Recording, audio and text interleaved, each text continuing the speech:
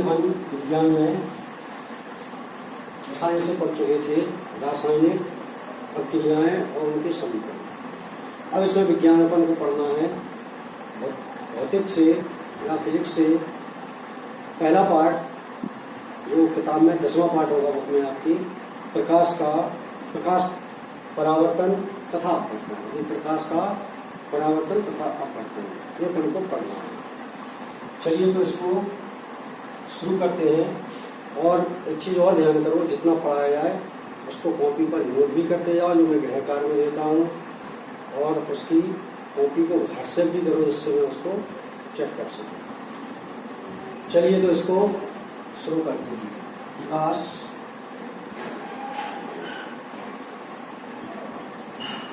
का परावर्तन एवं अपवर्तन, तो पहला पार्ट पढ़ना। तो पहले प्रकाश के बारे में कुछ इंट्रोडक्शन हुई है। अच्छा, प्रकाश क्या है, लाइट ये क्या है? वैसे प्रकाश के बारे में आप लोग पिछली कक्षाओं में पढ़ चुके हो, फिर भी तो प्रकाश क्या है? प्रकाश एक प्रकार की ऊर्जा है जो हमारी आंखों पर दृष्टि संवेदना उत्पन्न करती है। तो प्रकाश एक प्रकार की ऊर्जा है जो वस्तुओं से टकराकर हमारी आंख पर गिरती है और हमें वस्तुओं का आभास कराती है।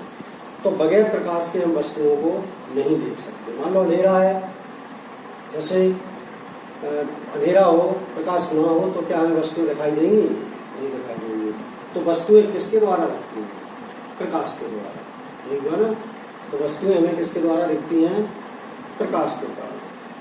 तो इसका मतलब प्रकाश एक प्रकार की ऊर्जा है जो हमारी आंखों पर दृष्टि संवेदना उत्पन्न करती है, जिस कारण वस्तुएं हमें दिखाई देती हैं। वस्तुएं हमें तभी दिखाई देती हैं जब वस्तु या तो स्वयं प्रकाश उत्सर्जित करे या उस पर प्रकाश आपतित हो और वह परावर्तित होकर हमारी आंख पर गिरे।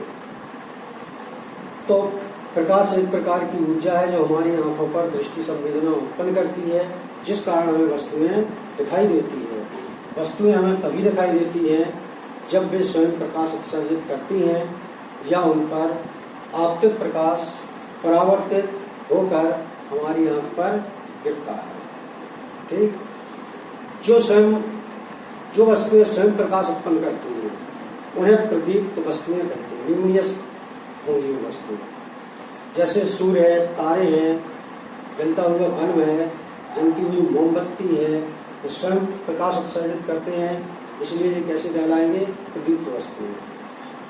वे वस्तुएं जो स्वयं प्रकाश उत्पन्न नहीं करती अदीप्त वस्तुएं कहलाती हैं। लेकिन जब उन पर प्रकाश पड़ता है तो वो दिखने लगती, चमकने लगती है, या ये कहें दिखने लगती है। तो जब उन पर प्रकाश पड़ता है तो प्रकाश उन वस्तुओं से परावर्तित होकर हमारी आंख पर गिरता है और वो वस्तुएं हमें दिखाई देने लगती है। तो वे वस्तु, जैसे मेज है, कुर्सी है, चंद्रमा है, तो वे वस्तुएं जो स्वयं प्रकाश उत्पन्न नहीं करती अदीप्त वस्तुएं कहलाती हैं। तो ये तो प्रकाश के बारे में हो गए। दीप्त अदीप्त ये वस्तुएं हम पढ़ चुके हैं। अब प्रकाश के गुण। प्रकाश के गुण क्या होंगे? तो प्रकाश के कारण तो इसके 8-10 पॉइंट, हम 7-8 पॉइंट याद कर ले, वही बहुत है। प्रकाश के कारण हम वस्तुओं को देख पाते हैं, तो प्रकाश के कारण ही हमें वस्तुएं दिखाई देती हैं। दूसरी होगा प्रकाश सीधी रेखा में चलता है। ये भी जानते हैं प्रकाश सीधी रेखा में चलता है, नहीं तो फिर प्रकाश कहीं से भी आ जाता। मान लो रूम है, गेट से, खिड़की से, कहीं से भी होकर वो आ जाता है। धूप में छाता लेकर चलने का फिर कोई फायदा नहीं होता। इसका मतलब परछाई बनती है, नहीं तो परछाई भी नहीं बनती अगर प्रकाश सीधी रेखा में नहीं चलता। तो इसका मतलब प्रकाश सीधी रेखा में चलता है, जिसके कारण ही हमारी परछाई बनती है। तीसरा, प्रकाश के चलने के लिए या प्रकाश संचरण के लिए माध्यम की आवश्यकता नहीं होती। यह निर्वात में भी चल सकता है। जैसे सूर्य से पृथ्वी तक प्रकाश, तो पृथ्वी के वायुमंडल के ऊपर निर्वात ही है, वहां से आ जाता है। तो वायु या निर्वात में प्रकाश की चाल होती है, वायु या निर्वात में प्रकाश की चाल होगी 3×10⁸ मीटर प्रति सेकंड। इसे सी से प्रकाश तो इतनी हो जाएगी। अगला, प्रकाश वैद्युत चुंबकीय तरंगों के रूप में चलता है। जब उसे माध्यम की आवश्यकता नहीं है तो निश्चित है वो वैद्युत चुंबकीय तरंगों के रूप में चलता है। वैद्युत चुंबकीय तरंगों से मतलब है वैद्युत और चुंबकीय क्षेत्र का उस पर कोई प्रभाव नहीं पड़ता। प्रकाश पारदर्शी माध्यम से पारगमित हो जाता है। अगर पारदर्शी माध्यम है तो पारदर्शी माध्यम से होकर वो गुजर जाएगा।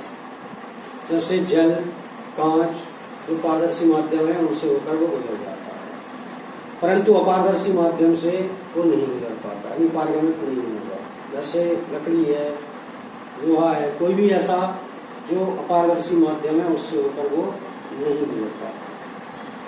अगला हो जाएगा दृश्य प्रकाश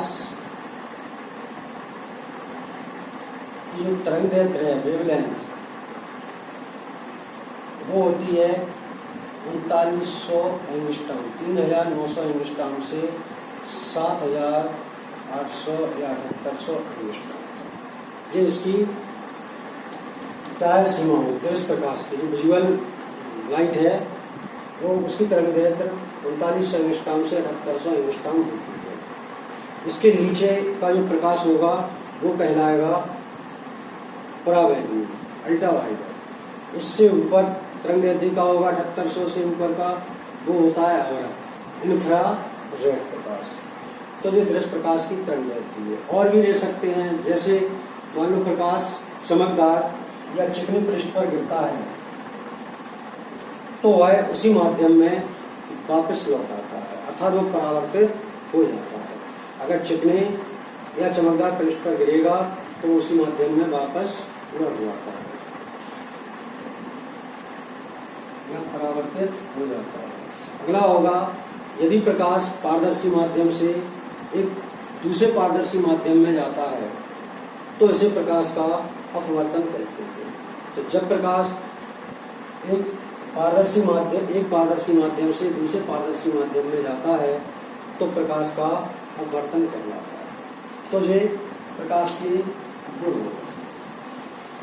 अब इसके आगे प्रकाश का परावर्तन, कुछ अपन को ये पढ़ना है, प्रकाश का परावर्तन। तो रिफ्लेक्शन,